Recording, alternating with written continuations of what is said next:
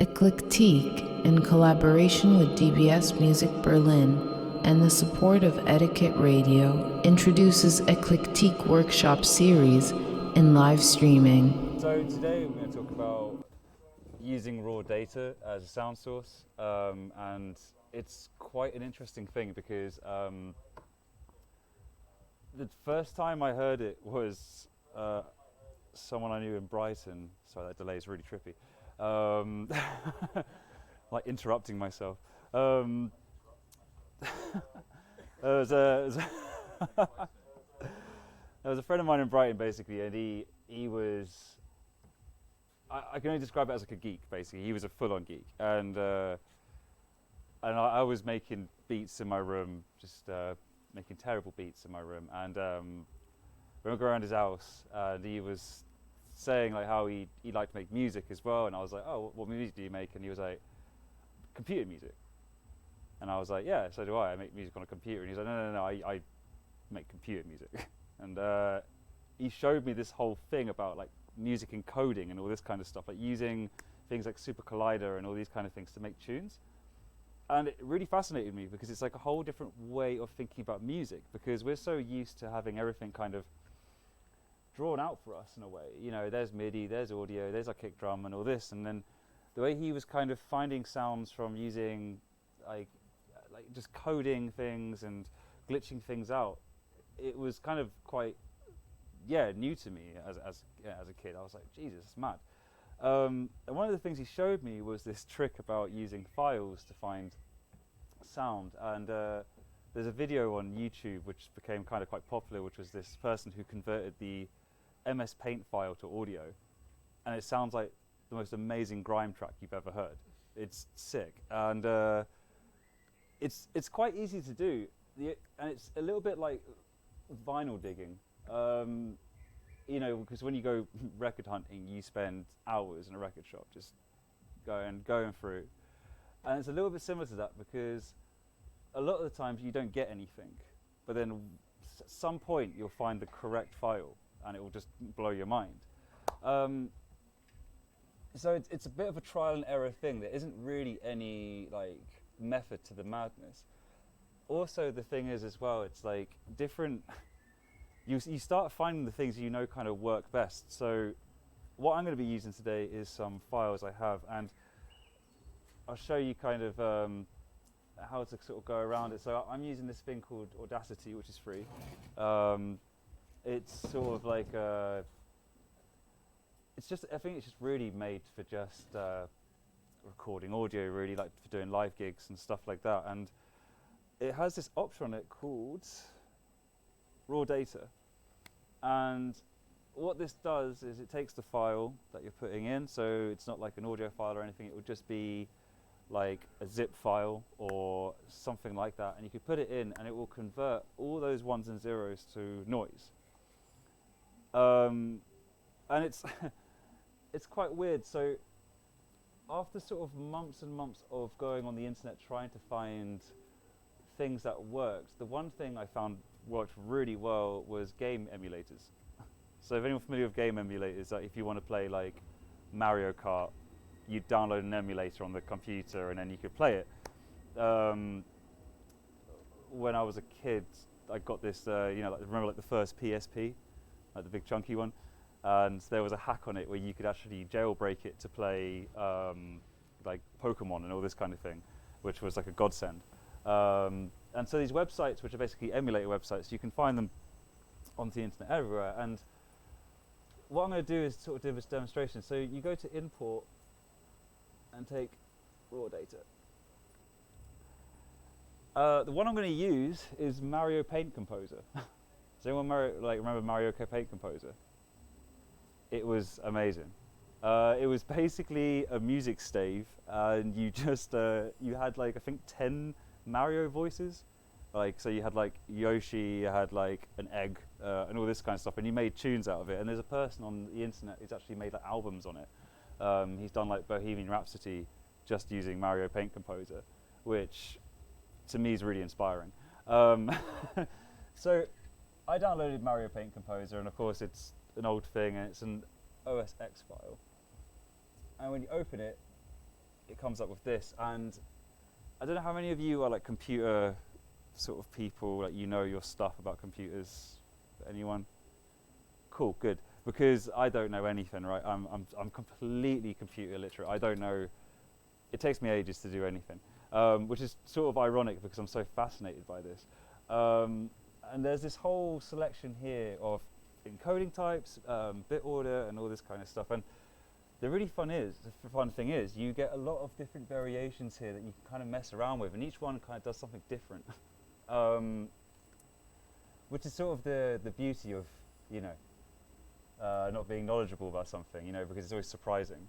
So sticking to what it is, put it in mono, import, and you get this, which obviously has a lot of dynamics. Clearly a jazz tune.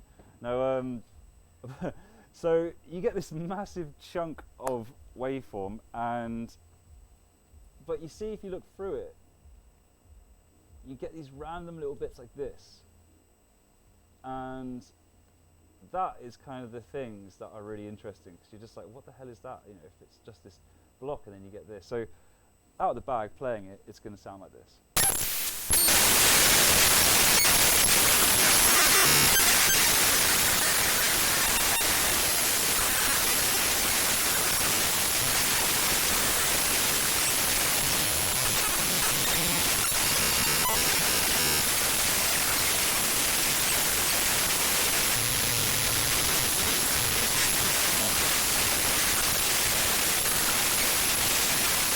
Really noisy, right? Not much variation, but as you sort of go along, let's go straight to this bit.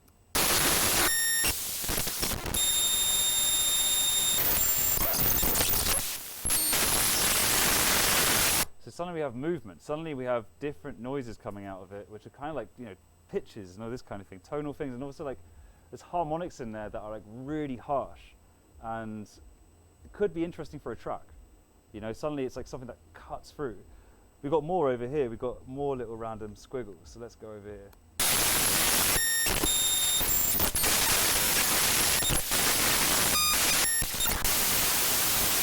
So we've got that, we've got this, this looks interesting, over here.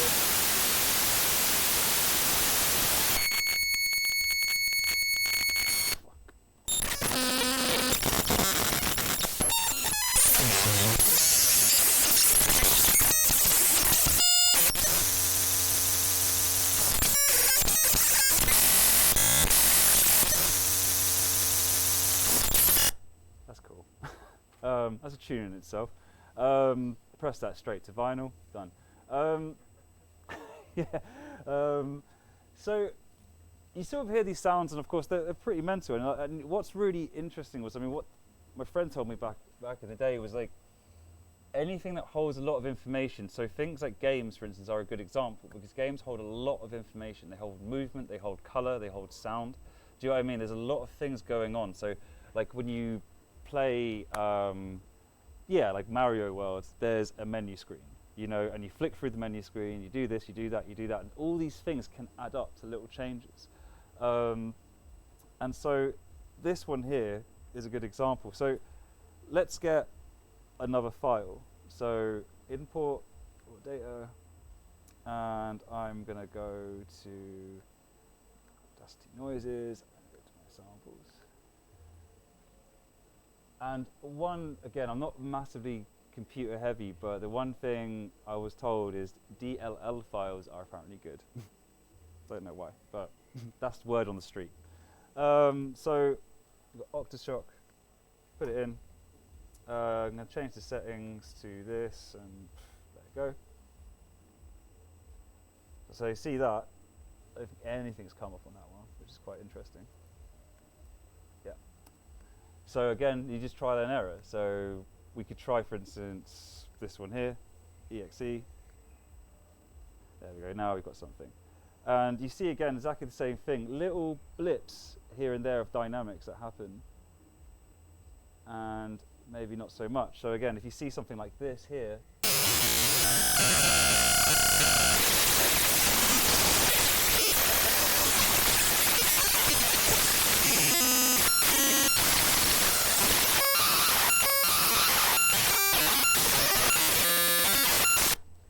interesting. I feel really bad for anyone at home listening with headphones on, man. Like ended your music career now with making you deaf. I'm really sorry. So again, trial and error. Different things have different results. I tried doing things like with pictures before, like putting in a picture, but that doesn't have a lot of stuff because a picture is a very still image. You know, you may have color and all this kind of thing, but it doesn't move. There isn't like a whole set to it, so it just goes like that really quickly. There are other programs like this as well. For instance, things that, like, you know, they can scan photos and make kind of weird noises out of it and all this kind of thing. I'm totally not using the correct sort of terminology for it, but there's a lot of things you can look on about sort of data moshing kind of stuff, you know, like that's quite fascinating. There's a famous like Aphex Twin tune where he's put his face in the track. I don't know if you know that one. It's quite interesting. If you like look through a spectrum on it, his face kind of appears at the end, which is creepy. Yeah. So there's little fun things you can do. So let's say we're happy with this. This is it's amazing. So let's export it as a WAV. We're going to put it on the desktop. Cool. So the thing is about using this stuff, just as a disclaimer, as we've heard, it is really loud because there is no dynamics to it. It is just pure digital data just being squashed to the brick wall. I don't know if anyone's ever done like a firmware update with audio before. It's quite interesting where you, for instance, in the modular world, a lot of the sort of digital modules, you can update them by putting a auxiliary cord into the module and then playing this piece of sound, which will update the module. It's quite weird. And I was really fascinated to what it sounded like. And I played it at full volume, or forgetting I had full volume on, and it was the most horrendous moment of my life. It's like seriously loud, like pitches that are just so supersonic kind of thing. But, you know, so they do sound cool, but you've got to be really careful about using them at full volume. So let's get up an audio track and let's drag in Mario Paint Composer and this one here. So you can see here, it's like just it's like a SoundCloud track. There we go. And looking at that. So how do we start to mess around with this? So of course, checking out the volume, put it down, play it.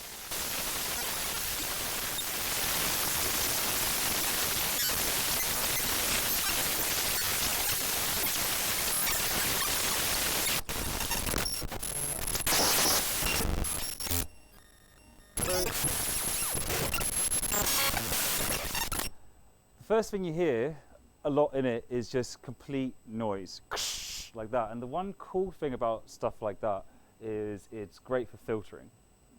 Filtering often with like harsh noise gives it a lot more movement. Example being, you know, if I kind of start filtering this,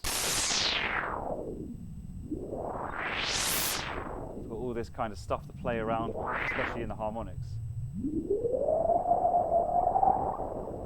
And one thing that works really nicely is, of course, you know, LFO-based usage on it.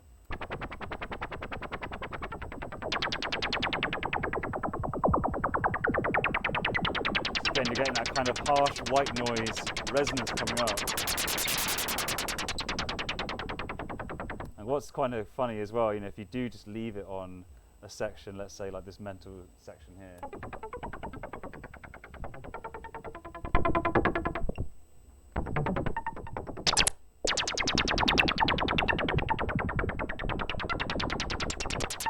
Stuff you can play around with.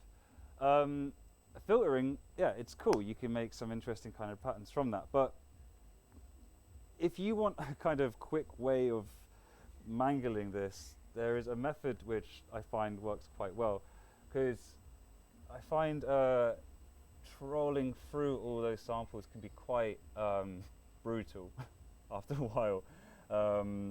So one little trick is if you use sampler. And I find this helps quite well of just getting kind of interesting patterns going. So I'm going to take one of the sounds, and there it is in sampler. Now, of course, as I play it, I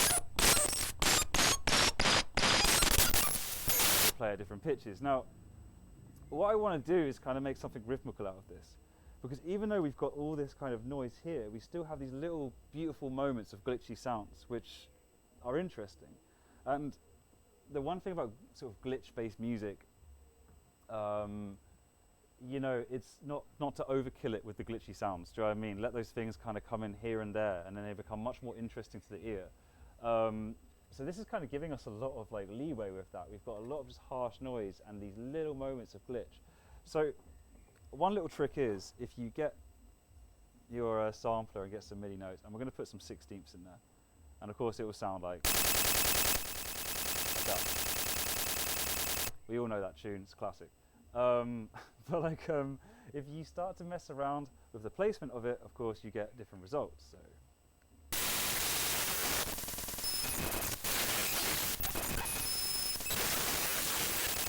But what I want to do is make that happen automatically. So if you go to the modulation section, sorry, not the modulation section, the MIDI section, go to velocity, change the velocity to, you can either go to loop start or sample offset. What this will do is play it at different parts. So that's going to do that now. And here you've got the amount. So I'm going to put that all the way to full, because why not?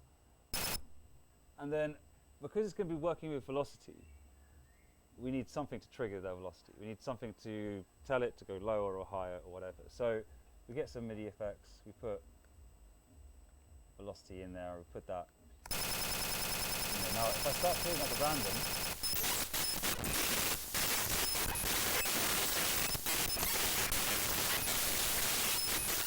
it's now hopping around the sound.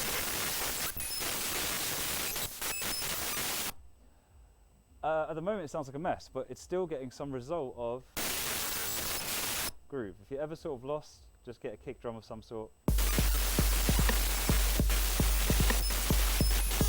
what we can start to do is start to fine tune it.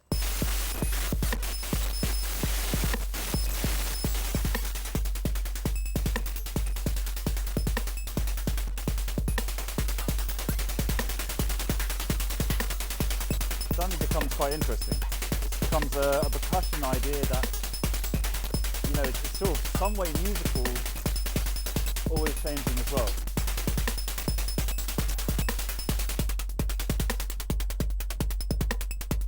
And the great thing is, because these sounds, you know, like these sounds are giving you so much room for like frequency expansion, you know, because it's just pure white noise, just harsh nonsense.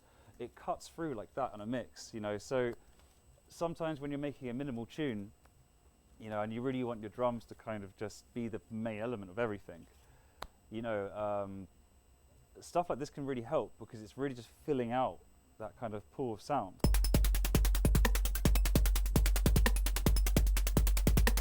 So of course one of the things is, where do you go from here? Well, you've got some real nice things in simpler, things like the oscillator section, where what this does basically, it kind of FMs the sample really. You can put like an oscillator underneath it and it will kind of mangle with the sound. If I put up the envelope, you'll hear it better. And if I start to put up the volume,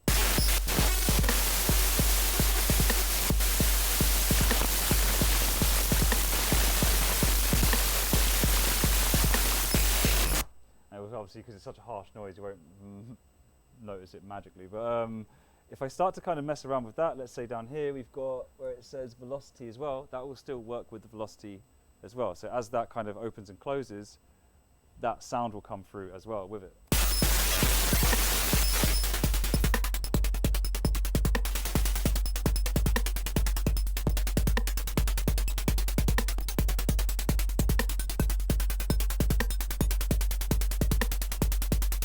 Then what we can also do, add a bit of velocity here.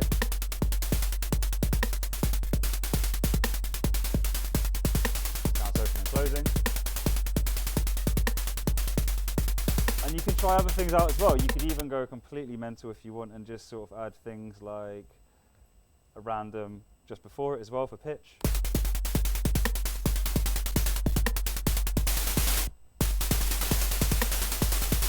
And let's say, for instance, you start hearing more and more that actually in there's actually parts you prefer, you can start bringing it in.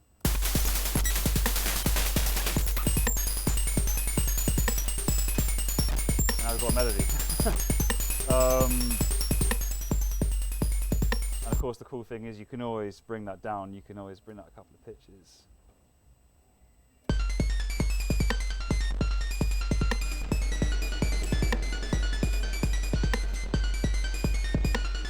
You could always put it into a scale if you wanted to, which could sound a bit strange. Let's go for F major.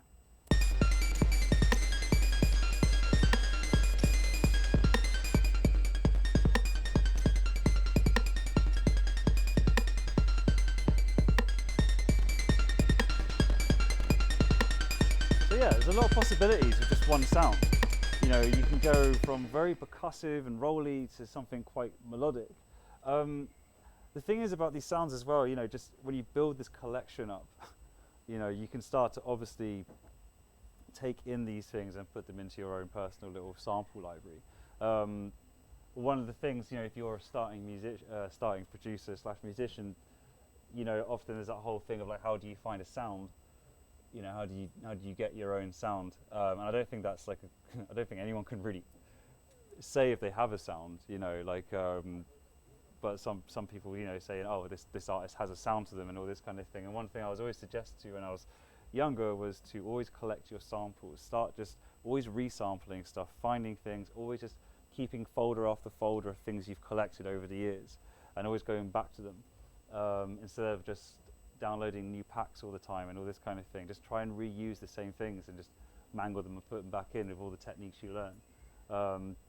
And doing this kind of thing, you know, with these kind of files and all this kind of stuff, you're going to find certain files that are like yours, you know, and no one else is going to find that. So that's kind of cool. You know, so you can't really copyright someone stealing your Mario Paint file, but you know. So yeah, I mean the other techniques as well with this, if you oh bloody hell, if you start to kind of mess about with, let's say, this even more. And let's open up this sample.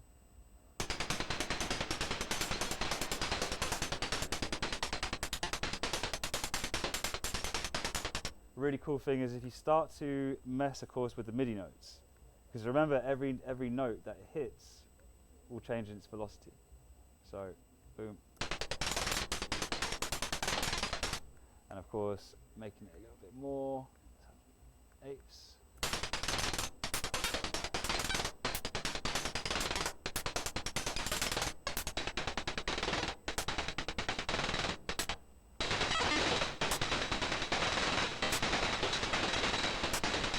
Straight away, get some nice sort of rolling action going. You can always put out that velocity band a bit more. The great thing is, if you're ever feeling lost again, just put your kick drum in.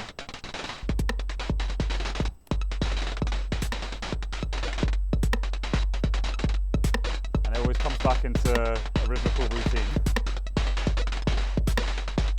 It's nice as well, because the great thing about stuff like this, it also, for the listener, can give this element of surprise when things come in. If you start off a rhythm like that, and of course if it's consistently changing in random kind of velocities and all this kind of thing, it can make the listener quite confused where the one is.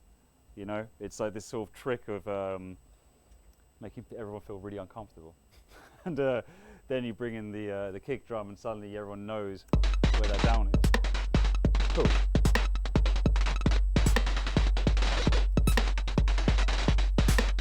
Before I continue, is there any questions? Any questions? Cool. So let's find some more files to mess with, and let's sort of go down the rabbit hole of getting some more sounds out of this. So if we get import raw data, let's go back in. Let's try this one here. Sorry, you said that can be any kind of file for that? Mm. Any kind? So, from my knowledge anyway, yeah, I think it's like basically anything that's like a big load of data in a file, really. So things like a zip file, for instance. If you, I don't know, like had loads of holiday videos in a zip file, you can upload that in there, which is quite weird. Anything works. I think you can even put like plugin downloads into it, which can be quite interesting. So it's really like, as we do in England all the time, have a cup of tea, sit down, have a cup of tea, put some files in. Yeah, so it's like, it's how we solve any problem. So I've just put this one in, and that looks fucking mental. Whoa. That one goes pretty avant-garde. So let's have a listen to this.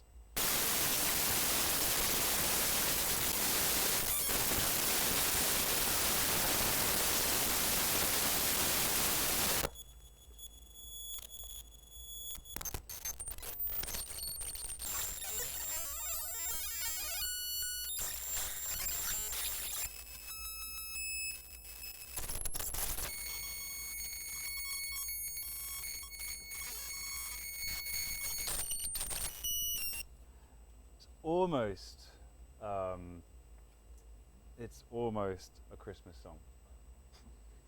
Almost. But all I want is for Christmas is you, the raw data version. Yeah, so a lot of interesting stuff in that as well. So let's put that in and see what we can get out of it. So in. So I don't know if anyone clocked it, but I mean those waveforms. That's not. You don't get that often. And of course, the thing is, with a sound like this, there's one real nice method to mess with these things, and I will demonstrate it. So as you can hear, it's very high pitched. So there's some parts that really come on really strong. So let's go straight to this.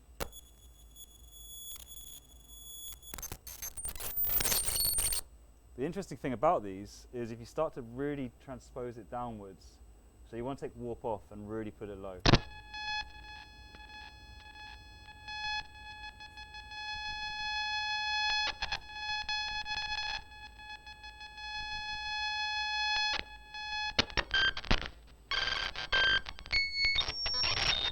So some real nice artifacts in that, you know, and the first thing I think of when I hear a sound like that is pads.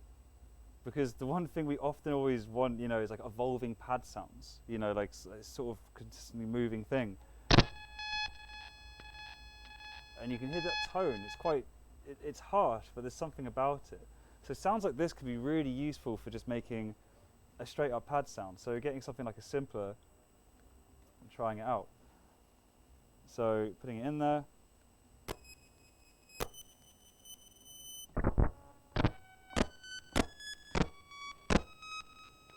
So you can hear that little pop at the beginning, so you can put that away.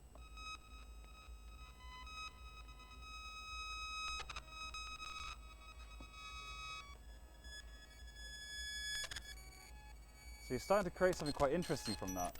This kind of very glitchy sound design thing sounds very omnisphere. Of course, the problem is it's all on the, it's not, it's very stereo, so it's on one side. Where you can do tricks to kind of sort that out. So let's take that sound for a second and try and make that into something nice. So again, a little bit of reverb.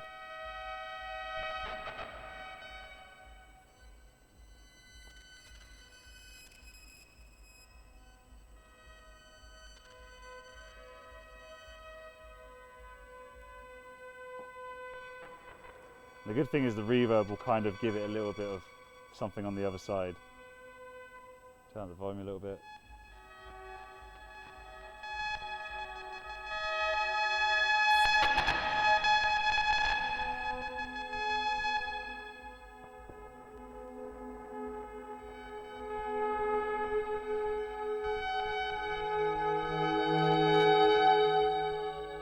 And it sounds really nice, you know, suddenly you just got that out of an exe file. Of course, you're dealing with kind of harsh noises as well, so filtering it, again, is a beautiful thing you can work with. And when those parts sort of come in, the sort of louder bits, sounds very crackly, and yeah, you're suddenly dealing with, like, I don't know, something that's very obviously synthetic, which is files, suddenly sounds quite organic. Yeah, it's the beauty of sampling, really. Of course, the really nice thing about that as well, you know, you can also layer that with more and more. So, you know, one of the sort of common tricks with something like this as well is, let's go over here.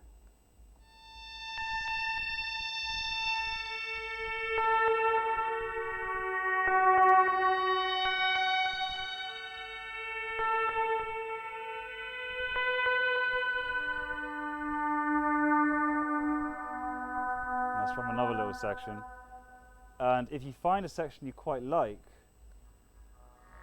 so let's say like this,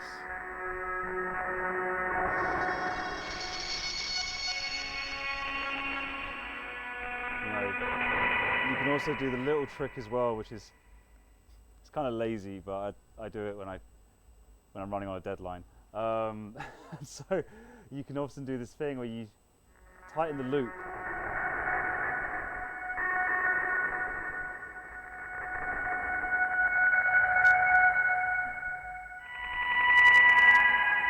Turn it down a little bit.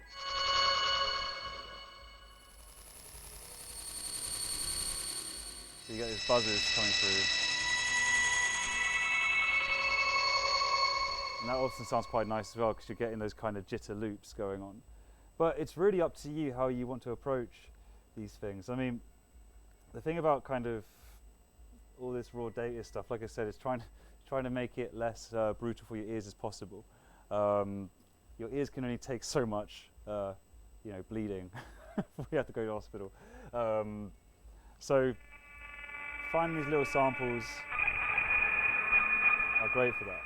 The other little technique is one that I kind of throw around quite a lot, which is the resampling the pitch kind of thing, which is something quite fun in Ableton to do. I do this a lot with my drums and everything when I'm sort of running out of ideas, or I want to make the most undanceable tune I can. And what you do is, if you get a second channel and you put it onto resampling mode, and obviously what will happen is that will resample what comes through the master. So we can see it now picking it up. Then what you can do is, if you take it off warp mode and obviously transpose is on, it will move like this. And then what you can do is, if you get something harsh going on, so let's just record, and start moving the transpose.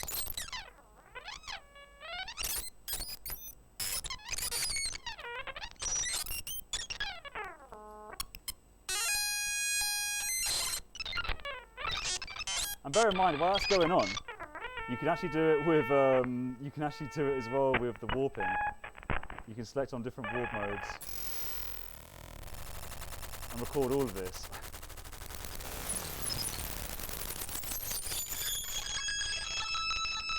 There we go.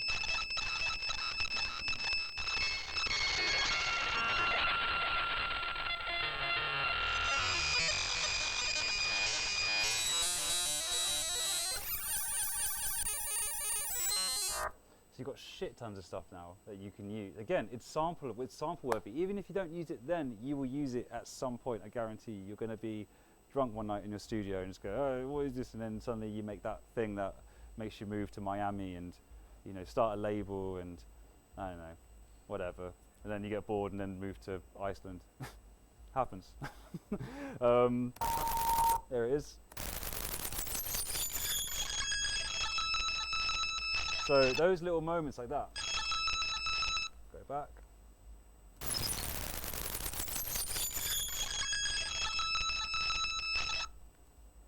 You can take that, again, do the classic thing, bit of reverb.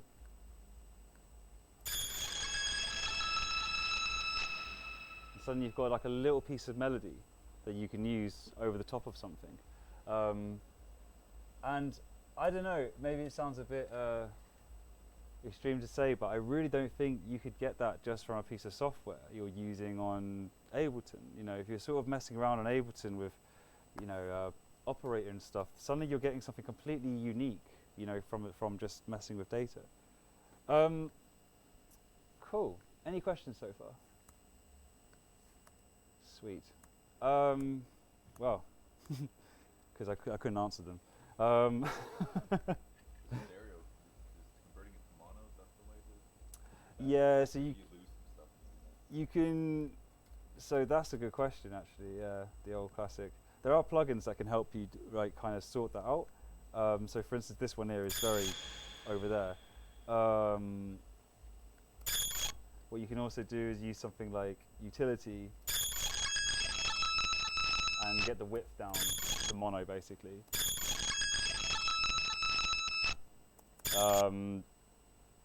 But yeah, I tend to personally leave it because I know if that's how it is, it's how it is.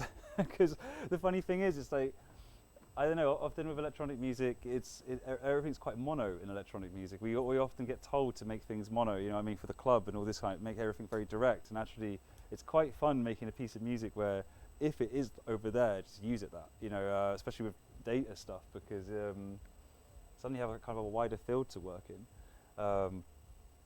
You know, and then when you play it in the club and you are playing a mono club, then it's terrible. And then you'll regret listening to me. But yeah, it's quite nice to work with. So a few little other tricks as well is layering with drums. Now, the one thing that can be really cool with using raw data stuff is drum layering, and I'll show you what I mean. So here I've got a 808 kit and a kick drum. Now what I've done here, basically, I've actually taken a raw data sample and I put it into the drum rack. And I'll go over it again so everyone can kind of see step by step. But what I did is basically the kick and the raw data sample while playing at the same time. I put the raw data sample into Simpler, and it's chopped up now into sections, which is now being triggered randomly. And at the end of it is a saturator. Now the funny thing is about white noise and bass, when you kind of crush it with a saturator, they start to break up, they start to kind of tear each other apart a little bit, which can be a really nice effect. And definitely using it in this way can be the same. So putting up the saturator,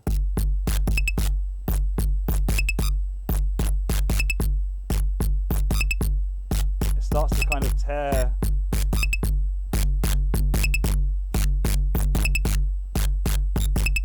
start moving, let's say, the volume.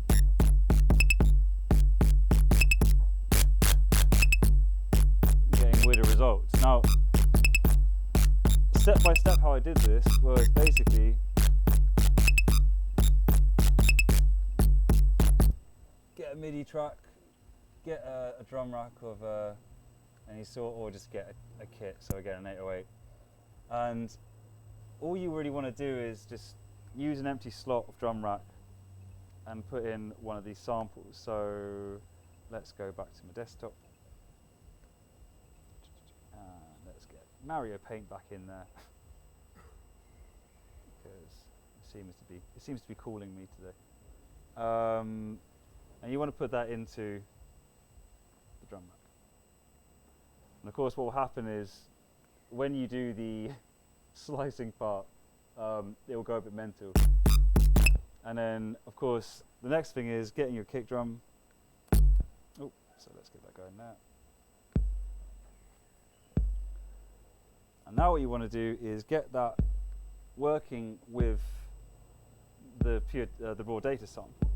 So how you do that is go to this section over here of your drum rack, open it up, where your MIDI chain is, your receive MIDI notes and all this. Change that to the same as the kick. Now that's going to start hitting at the same time. And you can start to put more kicks in there just for fun.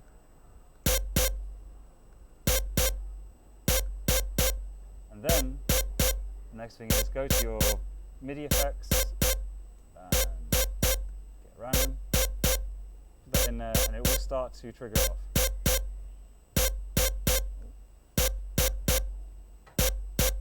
Why are you not working today?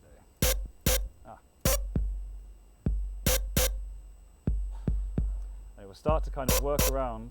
There we go. And then you can start kind of messing with it in other ways. So you can start, let's putting this around other places.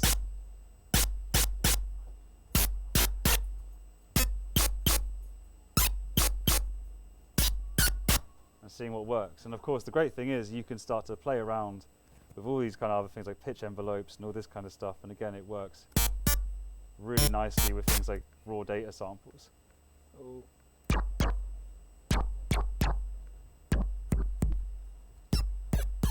Then you can start sort of putting the kicks in different little places. And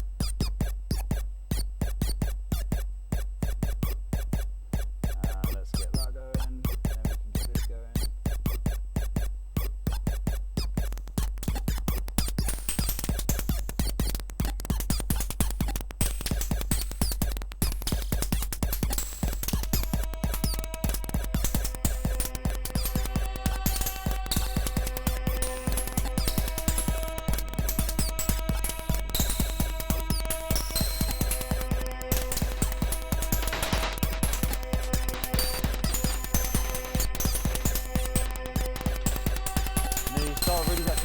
Basis for a tune, really.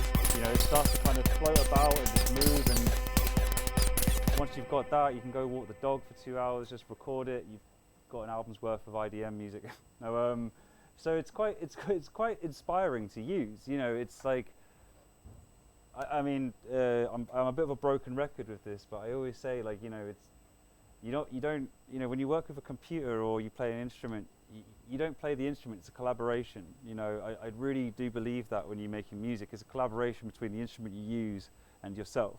And it's really nice when you actually let the computer inspire you. You know, you let the computer actually giving you information. You go, Jesus, didn't expect that to happen. Yeah, it becomes kind of a nicer way of dealing with it anyway. Any questions?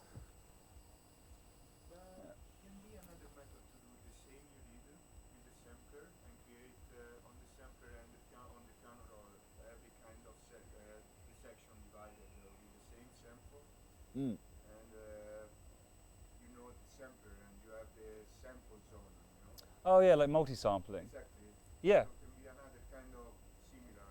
Yeah, you could do something like that. I'm not so good at doing that actually, but yeah, you could do something like that. I mean, the thing is, it's like you could totally make whole instruments out of this, like, you know, full-blown kind of multi-sampled instruments. It'd be cool. That's the thing. It's just worth messing about with it, isn't it? You know, you'll find your own little technique. But yeah, I'm not so good with the multi-sample things. I never actually dived into it. It's terrible. Yeah, like it's the one part of the manual I didn't bother. Yeah. I'm a bit too rough for these things. I'm just like, throw it out, you know. Any other questions? Do you ever use the granulator with this kind of sound, or is too much of an overkill? Oh, it can be cool. It can be cool. I mean, the granulator is always a good idea. I mean, if it doesn't crash on me anyway, I haven't got it on this computer actually, but yeah, granulator works really well because you also got the FM thing, which is amazing, you know. One program that works really well with this is Iris. Has anyone seen Iris? It's from Isotope, and it's basically like you know, MS Paint but with audio, and you can kind of paint the spectrums that come through, and it's really cool with this because there's so much stuff going on in the frequency spectrum. You can really design these beautiful pads from it. That's a really good one to use. And yeah, I mean, obviously process it through hardware as well. It's pretty interesting, but yeah, endless possibilities. Any other questions? I'm totally up for a shootout of questions. If not, I can show you one more trick if you're interested. This one takes a bit longer, but it's a nice trick. So first things first, never save a project, delete everything. It's gone, over. It wasn't worth it. That's why I never get anything done. So yeah. What you want to do is get a MIDI channel, and I learned this from a few different people actually, and it's a really cool trick, and it's quite nice for any form of like, you know, experimental glitchy drum stuff. It can work for a lot of different things. So one thing is using, so basically get up simpler, and then let's get our paint sample. What you want to do is make a group, and we want to find a nice little bit in the slice. So of course in the slice mode, there we go, that's what we want to use. And what we want to do is kind of just play that through. Now what you can do with this is get the same thing, so obviously this chain comes up, start copying pasting this chain a few times, so start to just keep just, I mean, you can have as many as you want. The longest I made was like 25 or something, and it was pretty overkill. Next, what you want to do is go through each one and make sure when it's on splice mode it's on gate, and this basically means that, you know, when the note is down and it will come up. So it's sort of like stops the music, you know, once the MIDI note lifts. Someone who showed me this was someone who, there was a dude who used to make like EDM stuff, and he was talking about vocal chops, like, you know, the vocal chop stuff in EDM kind of music where it's like kind of like da-da-da, you know, this kind of stuff. And he showed me this trick, and it was pretty cool actually. You can make vocal chops really quickly. So done that, it's gone down, and what we're going to do is each sample we're going to mangle, stretch, do whatever, completely just whatever. So repitch on one, this one, texture on this one, and cool, and it's all going to play at the same time. We're going to have one high pitched, and this one we're going to move away, and this one we're going to do that with as well. So what happens now is obviously that's going to be all separated, and this last bit was someone picked this up actually, because I never actually used this before, and I saw someone on the internet do this, and I was like, whoa. And basically what you do is you distribute the parts equally in the velocity. It will play at the same time.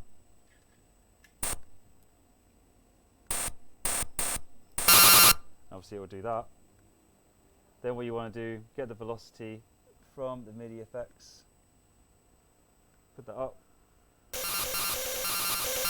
Now it's going to start flickering around the sound.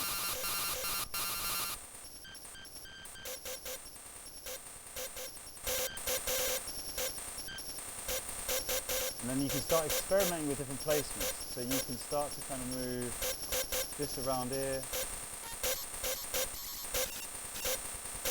And then you can start playing around, let's say, with envelope shapes. So you can go, right, let's just sort of move that a bit more. Same sort of thing.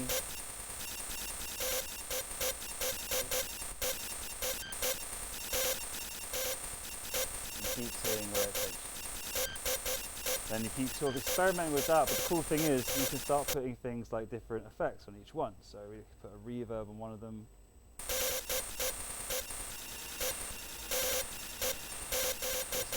Let's say a really short delay on this one.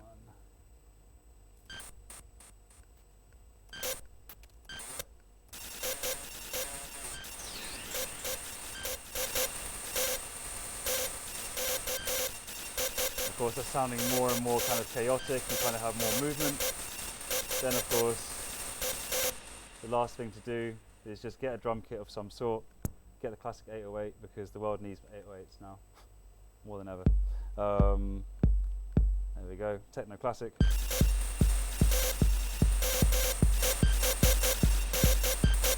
can start messing around with different returns to send.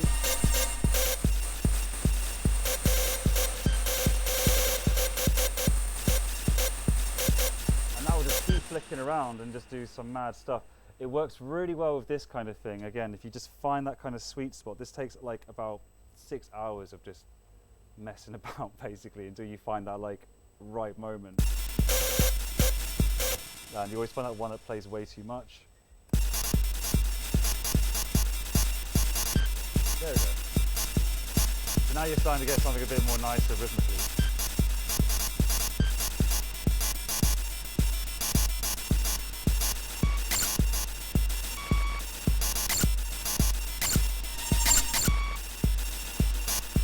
Yeah, put a snare drum in just for good measure.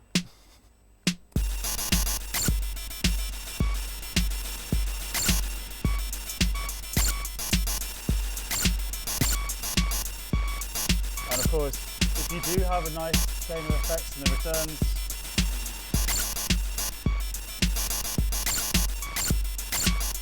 you know, a good thing to start messing about with, of course, is LFOs.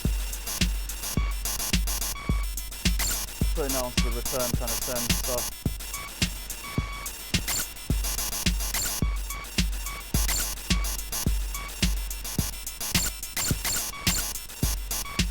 Start getting some sort of variation going.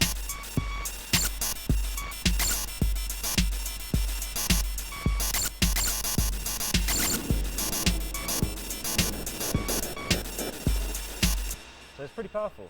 It's nice. Plenty of stuff you can just work with, and like, yeah, like I said, it's really trial and error. Like, save it for like a good Sunday evening, and you know. But sometimes you'll just come out with something amazing straight away, and then sometimes you'll just sit there and just go, "Why am I doing this?"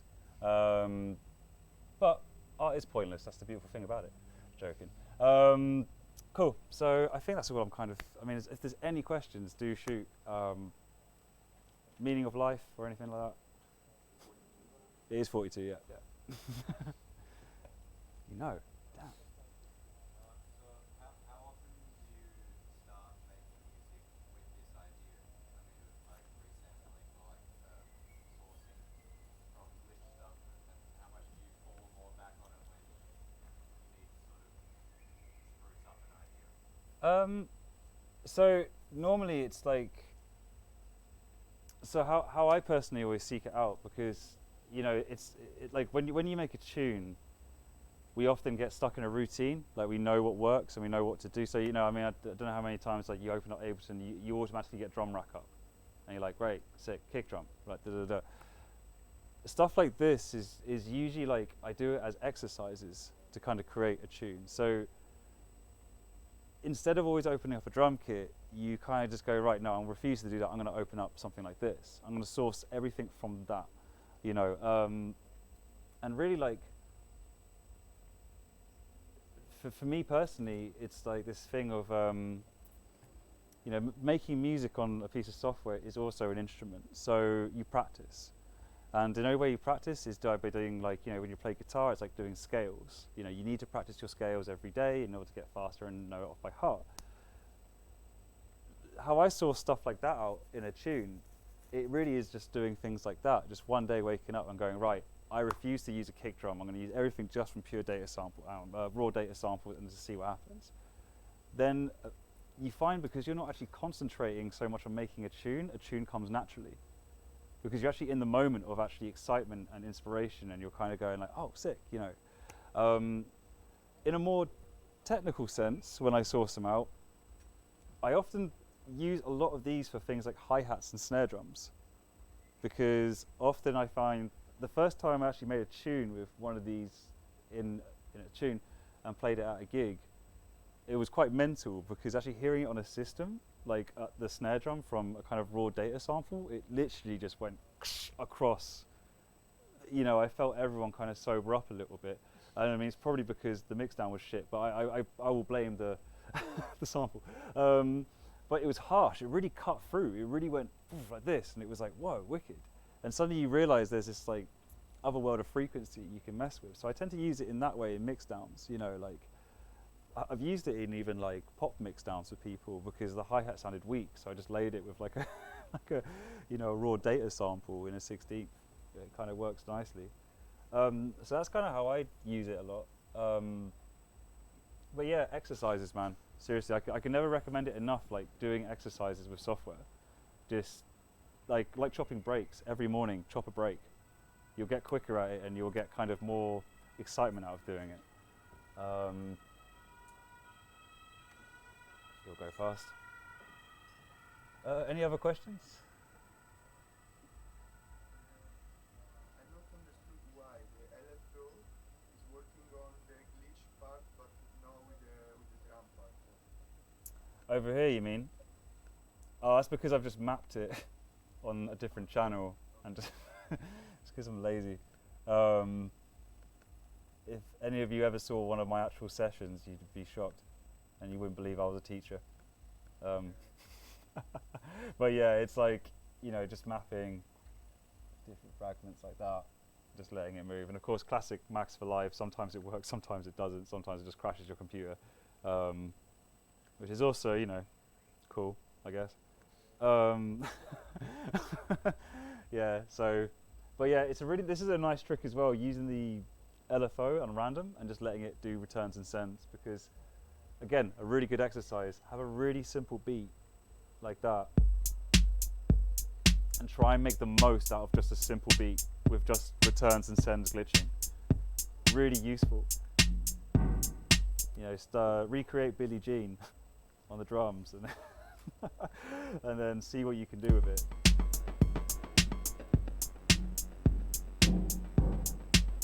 You know, because now we've turned that really straight beat into something actually quite interesting.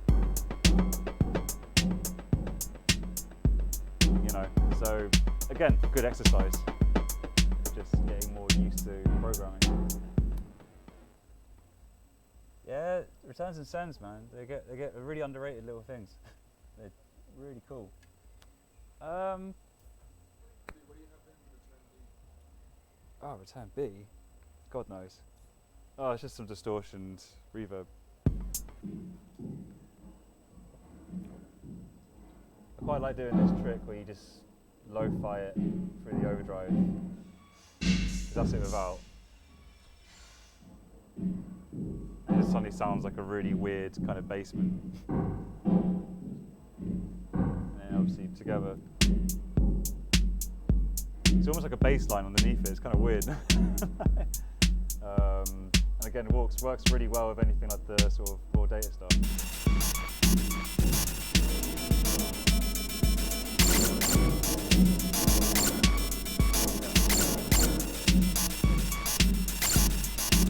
So yeah, it's quite a nice little trick. Oh yeah, just one last thing is delays with raw data. One little trick as well, just to keep things more weirder. Get a couple of these, just a couple. One thing I quite like to do is if you take the sync off each one, pull it back quite sort of like that on different lengths.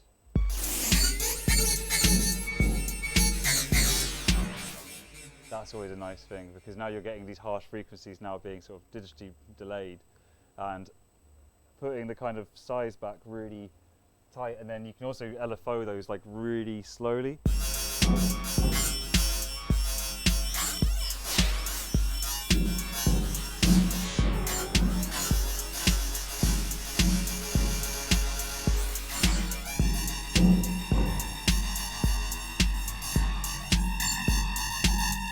Quite a nice little trick to try and get weird tonal things out of it, you know, and you can on and off with an LFO as well. Yeah, any other questions, shoot. If not, do I just drop the mic or just yeah, okay. Cool. Well, thanks for listening. I know it's quite a long thing to listen to, because it's quite sort of harsh noise, and it's not the most exciting thing in the world. But hopefully you find something interesting out of it, you know. And like, it's great because it's free, you know. And that's everything. You know, everything in life is good is free, you know. So yeah, Audacity's free. Just do that and give yourself tinnitus, and it's not my fault. So don't come talking to me about it. But yeah, just have fun. But just remember, emulator, game emulators are the best. They seem to work really well. So download all your favorite game emulators, and you know, you get to play the Atari and make cool tunes. It's wicked. Cool. All right, well, ciao.